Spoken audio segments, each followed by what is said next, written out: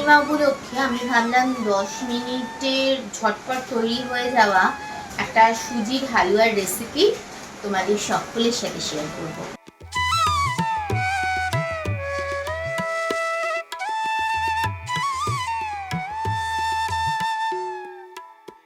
ঘিয়ের মধ্যে কাজু কিশমিশ যোগ করে কাজু কিশমিশটাকে একটু লাল করে আমি এখন এখানে ভেজে নিচ্ছি।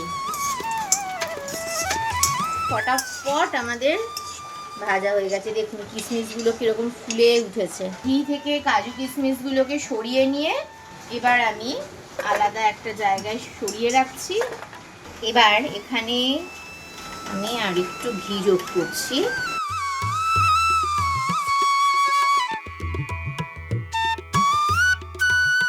এই ঘিয়ের মধ্যে যে সুজি যোগ করেছি, এবার সুজিটাকে আমি একটু ফ্রাই করে নিচ্ছি।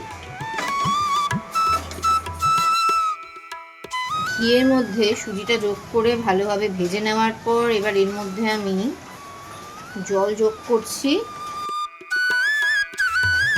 এখানে আমি 1 কাপ মতো জল যোগ করে নিলাম।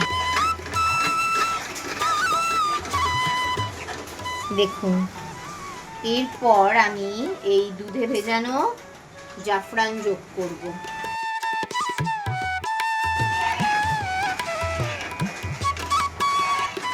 জাফরানে ভেজানো দুধ যোগ করার পর এবারে আমি এর মধ্যে ভাজা কাজু কিশমিশও যোগ করে দিলাম।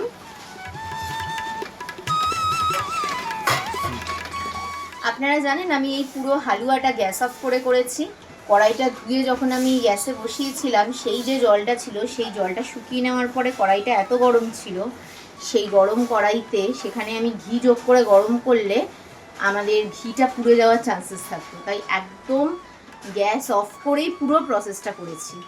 এইবার ফাইনালি আমি গ্যাস অন করব।